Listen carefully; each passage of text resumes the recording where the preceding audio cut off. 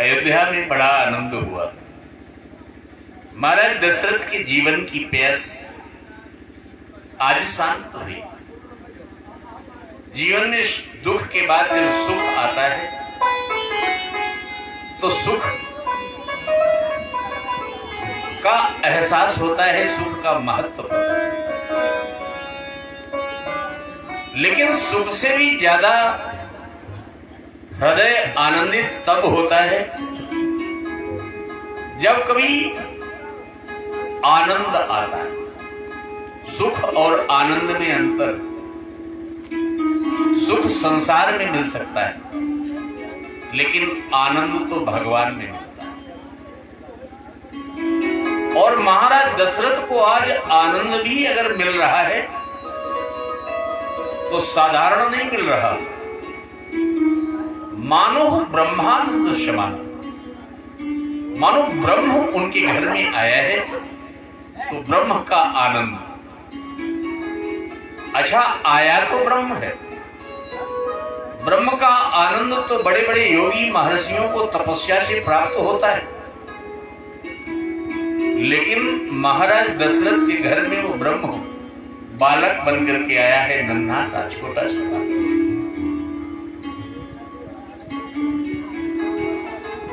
छोटे से बालक में ही आनंद।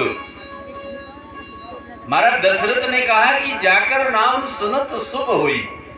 मेरे घर में बालक थोड़े आया है, जिसका नाम सुनने से शुभ होता है। मोरे घर आवा प्रभु सोई। मेरे घर में वो भगवान आए हैं, वो प्रभु आए। देखने की भीड़ लग गई।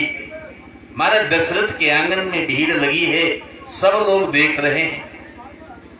दिन में जन्म हुआ है, भगवान का सूर्य वंश में जन्म हुआ है, इसलिए सूर्य ने कहा कि हमारा ज्यादा अधिकार बनता है। तो मास दिवस कर दिवस भाव। सूर्य ने कहा अब हम ज्यादा देर रुकेंगे, हमारे वंश में भगवान आए। तो सूर्य अपना अधिकार दिखा रहा है। मास दिवस कर दिवस भाव, मरम न जाने कोई। रथ समेत रवि था कि वो निशा कवनो विधि हो। सूर्य अपने घोड़ों के साथ में थक गया। 1 महीने से अयोध्या में रुका, आगे बढ़ ही नहीं रहे घोड़े। अच्छा, देखने की ओर है। सूर्य ने कहा कि हमारे वंश में भगवान आए हैं तो जी भर के पहले निहार तो ले। रात्रि खड़ी है प्रतीक्षा में कि हमारा भी नंबर आ जाए, लेकिन रात्रि का नंबर आवे कैसे? जब तक सूर्य जाए नहीं तो रात आए कैसे? क्योंकि सूर्य और रात्रि एक स्थान पर रुक ही नहीं सकते। कभी देखा हो किसी ने कि सूर्य भी हो और रात्रि भी हो? ऐसा कोई समय ही नहीं होता। रात्रि मुंह बनाए खड़ी है। भगवान ने कहा क्या बात है रात्रि, आज सब प्रसन्न है अयोध्या में और तुम काहे मुंह बनाए हो? प्रभु ही मिलन आई जन राती, रात मिलने आई है। रात्रि ने कहा मुंह न बनावे तो क्या करें? पूरी अयोध्या को आप दर्शन दे रहे हो, सब लोग दर्शन कर रहे हैं और मैं ही आपके दर्शन से वंचित रही जा रही हूं। भगवान ने कहा तुम्हें रोका किसने? रात्रि ने कहा कि रोका तो सूर्य ने है। सूर्य हटे तो दर्शन मिले। राम जी ने कहा हम सूर्य वंश में आए हैं और दिन में आए हैं, तो सूर्य का समय है अपना, इसलिए हमारे पास कोई आया दर्शन करने के लिए तो हटा तो नहीं सकते, अब प्रतीक्षा करनी पड़ेगी। खैर रात्रि तुम निराश न हो, अगले जन्म में जब हम आएंगे तो रात में आएंगे। इस बार दिन में आए हैं तो सूर्य का अस्तित्व रहा और अगली बार जब रात में आएंगे का दिन सूर्य ने किया है, तुम 6 महीने की रात कर देना। रात्रि ने कहा सो तो ठीक है, लेकिन इस जन्म में तो आपका दर्शन नहीं हो रहा। भगवान ने कहा तो कोई बात नहीं, रात्रि का अस्तित्व तब समझ में आता है जब चंद्रमा होता है, और चंद्रमा अगर है तो रात्रि भी अच्छी लगती है, अगर चंद्रमा ना हो तो रात्रि भी अच्छी नहीं लगती। तो राम जी ने कहा कि अगले जन्म में जब आएंगे तो रात्रि में आएंगे, लेकिन इस जन्म में भी तुम्हारे बोध के लिए रात्रि मैं अपने नाम के आगे चंद्र लगाऊंगा। मुझे कोई राम केवल नहीं कहेगा, जब कहेंगे तो रामचंद्र कहेंगे। तो जब चंद्र रहेगा तो कहीं ना कहीं तुम्हारा अस्तित्व भी मेरे साथ जुड़ा रहेगा। रात्रि बड़ी प्रसन्न हो गई। भोलेनाथ दर्शन के भगवान के बड़े उत्सुक थे। भोलेनाथ ने कहा हम भी दर्शन करेंगे। सबने कहा बाबा तुम कैसे करोगे?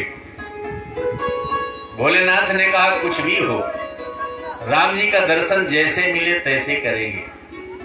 रुद्र महायज्ञ चल रहा है, भगवान का दर्शन करने भोलेनाथ भी गए।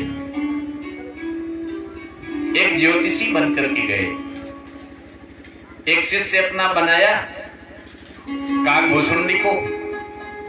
काकभूषुंडी को बनाया कि तुम हमारे शिष्य बन जाओ, हम ज्योतिषी रहेंगे। तो भोलेनाथ अयोध्या गए। अयोध्या के बाहर लोगों के हाथ देखने लगे। हाथ देखें, आहा क्या बात, तुम्हारी भाग्य रेखा तो 1 नंबर की है, लोग प्रसन्न हो जाएं। लेकिन क्या बताएं, कमाते बहुत हो लेकिन बचा नहीं पाते हो। अच्छा, एक होता है कमाना इसीलिए है कि खर्च किया जाए, और सबके जीवन में ये घटित होता है। 2-4 ऐसी चीजें हैं कि ज्योतिषी लोग वो कह देते हैं, लोग कहते हैं नहीं बिल्कुल सही बताया। भोलेनाथ ये बताने लगे, लोग प्रसन्न हो गए। संदेशा गया कौशल्या माता के यहाँ एक बहुत अच्छे ज्योतिषी आए।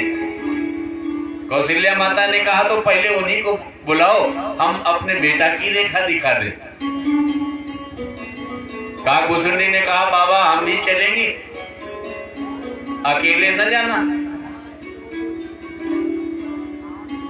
लेकिन सभासदों ने कहा कि नहीं नहीं, केवल ज्योतिषी को बुलाया गया है और कोई नहीं जाएगा।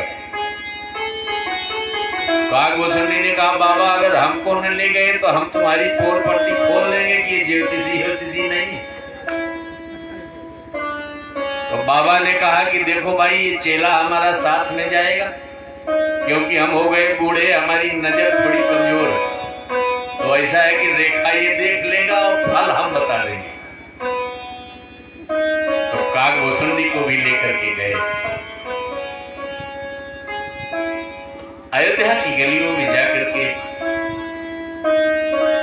आज भोलेनाथ ने जिस समय भगवान के स्वरूप का दर्शन किया है, तो भोलेनाथ तो सब कुछ भूल गए। कहा माता, तुम्हारे घर में जिस बालक ने जन्म लिया है यह अद्वितीय है, यह है तो इसे अजन्मा, लेकिन वो अजन्मा भी अगर जन्म लेता है तो किसी के प्रेम के और भक्ति के वशीभूत होकर के लेता है। आपके अंदर प्रेम रहा, भक्ति रहा, इसलिए प्रेम भक्ति के कारण उस अजन्मा को भी जन्म लेना पड़ा। गोस्वामी तुलसीदास जी ने एक दोहे में लिखा कि व्यापक ब्रह्म निरंजन निर्गुणो विगत विनोद, सो अज मने अजन्मा, जिसका जन्म न, सो अज प्रेम भगति बस कौशल्या के। अगर भक्त चाहे तो उस भगवान को ही जन्म लेने के लिए मजबूर कर दे। महाराज दशरथ ने सारे जात कर्म संस्कार वगैरह कराने के बाद गुरुदेव से कहा, गुरुदेव बालकों का नामकरण आपके द्वारा कर दिया जाए, बालक 4 जन्मे। महात्मा वशिष्ठ प्रसन्न हो गए। वशिष्ठ जी ने कहा कि राजन, ये तुम्हारे बालक साधारण नहीं,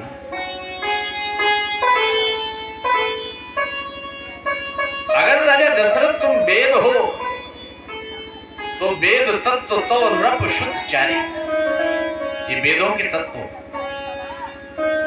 ये ज्ञानियों की भाषा में वेद के तत्व हो सकते हैं, लेकिन भक्तों की भाषा में सीधे भगवान। बड़े बेटे का तुम्हारे नाम रखाने से पहले हम तुम्हारी स्थिति देखते हैं। राजा दशरथ, तुम थके थकाए दिख रहे हो, क्योंकि तुम रोए थे हमारे चरणों में जाके कि चौथापन आ गया महाराज, एको बेटा नहीं है। तो लगता है कि जिंदगी में तुम थक गए हो। और राजन, ये तुम्हारे जो बेटे हैं ना, इसमें बड़ा बेटा अगर कोई जीवन में अपने कार्यों से थक गया हो, अपने प्रयासों से थक गया हो, कोई काम करने चलो, अपना प्रयास करने से आप अगर थक जाओ, तो तुम्हारे बड़े बेटे का अगर कोई नाम ले लेगा ना, तो उसको जिंदगी में विश्राम मिलता है। चारों ओर निराशा हो जाए। बड़े बेटे का नाम राम है, और राम का मतलब ही क्या है, थोड़ा सा इन्हीं तत्वों पर विवेचना कर दें, वैसे है तो बड़ा विशद विषय, लेकिन थोड़ी सी बात। ये राम का अर्थ क्या है, आप लोग आजमा लेना अपनी जिंदगी में। चारों ओर, अरे वाह भाई लंबड़दार, हमारे धर्मपाल सिंह जी जो कि बहुत उत्कृष्ट तबला वादक है, आज हमारे बीच उपस्थित हुए ग्राम राशुपुर से। आइए। चारों ओर निराशा हो जब, शेष न कोई आशा हो जब, तब फिर लीजिए यही नाम।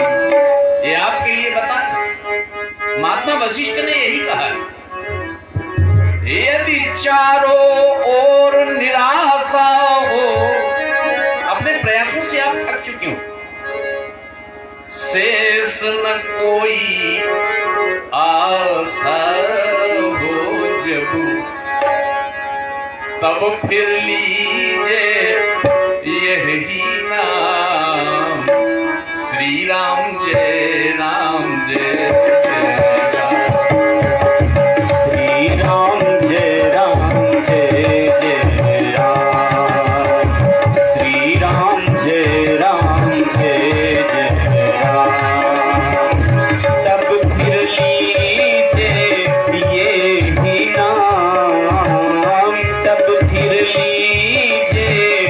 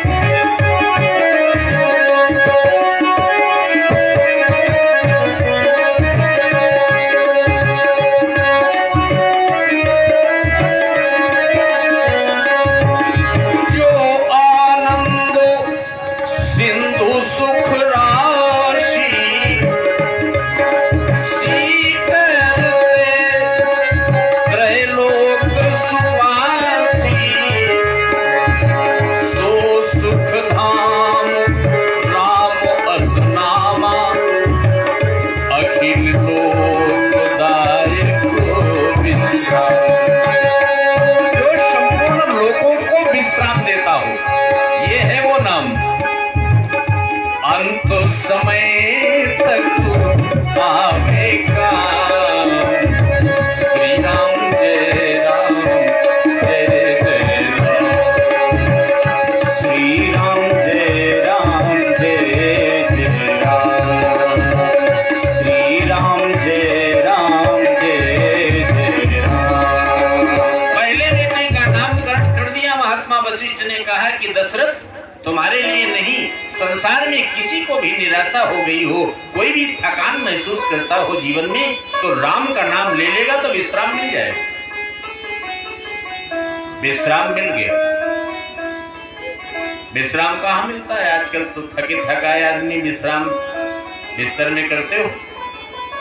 बढ़िया आपका बिस्तर लगा हो, बढ़िया कक्ष आपका सजा सजाया हो, अगर जाड़ा हो तो उस कक्ष में ब्लोअर लगा हो, अगर गर्मी हो तो एसी लगी हो, कूलर लगा हो, बढ़िया वो वाले गद्दे पड़े हो, पैरागान वाले,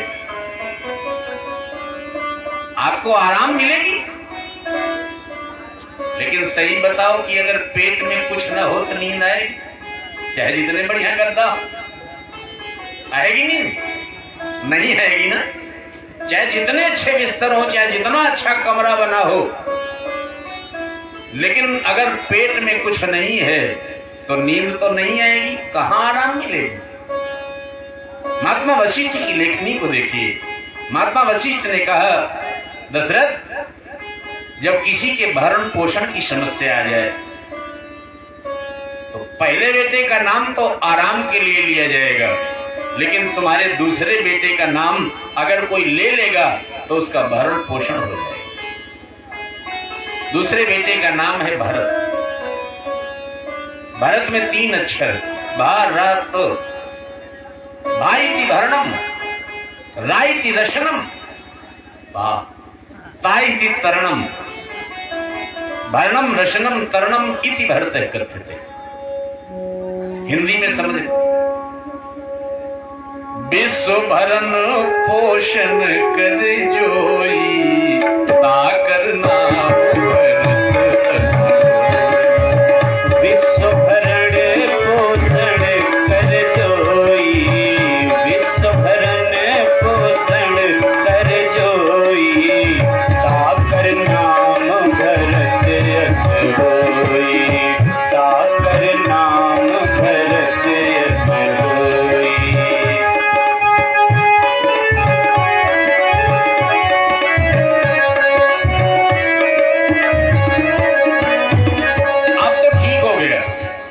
तो आराम भी मिल गई और भोजन भी हो गया, अब नींद आ जाएगी। बढ़िया आ जाएगी भाई, बिल्कुल आ जाएगी ना।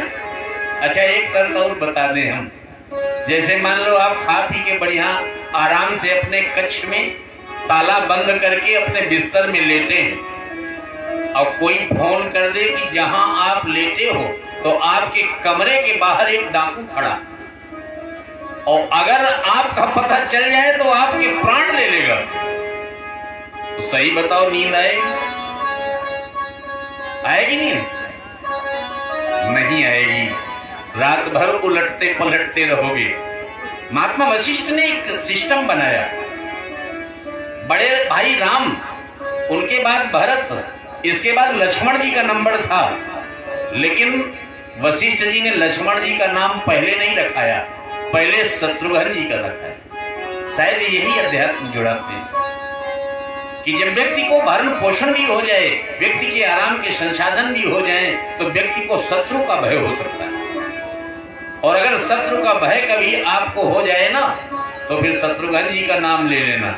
इससे 2 शत्रु नष्ट होंगे। कौन से? एक ये बाहर वाले तो नष्ट हो जाएंगे, लेकिन हमारे अंदर जो काम, क्रोध, लोभ, मोह, ये शत्रु हैं हमारे, ये भी नष्ट हो जाते हैं। ये है शत्रुघ्न। जाके सुमिरन तेरी पुनाशा, नाम शत्रुघ्न जाके सुमिरन तेरी पुनाशा, जाके सुमिरन तेरी पुनाशा, नाम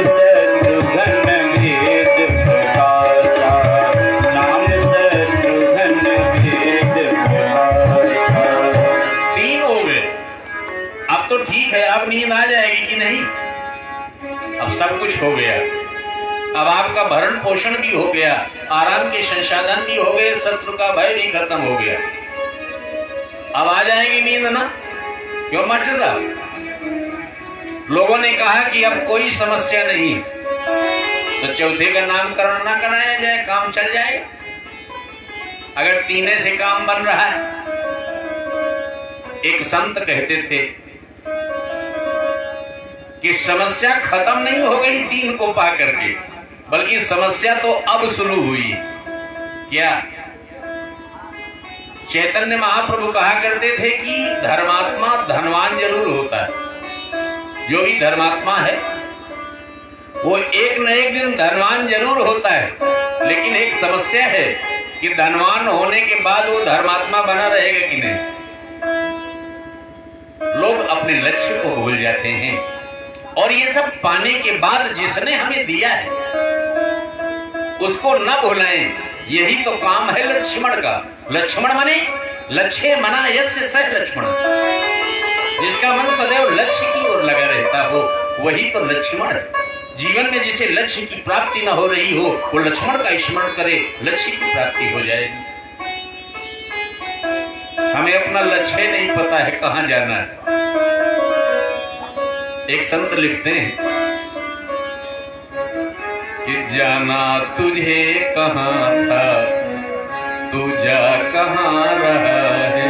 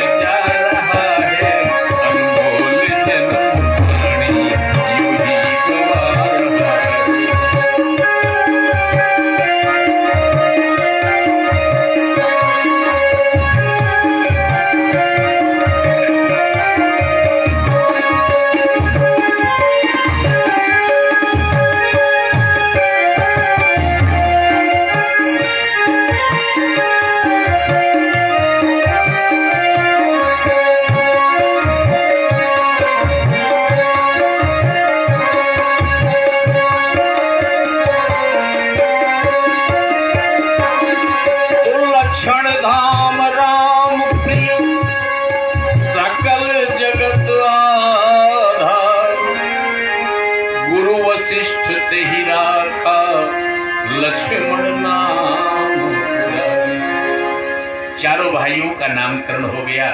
हम अपने लक्ष्य से न भटकें, इसीलिए लक्ष्मण नामकरण हो गया। बाल्यावस्था का आनंद लिया अयोध्या वासियों ने। थोड़े बड़े हुए, विश्वामित्र को लगा कि भगवान आ गए अयोध्या में तो मांगने आ गए। दशरथ जी देना तो नहीं चाहते थे, लेकिन गुरुवर थे त्यक्त राज्यो व्यचर धनुवनम पद्म पद्भाम प्रिया पाणि स्पर्शाक्षमाभ्याम मृजित पथरुजो यो हरीन्द्रानुजाभ्याम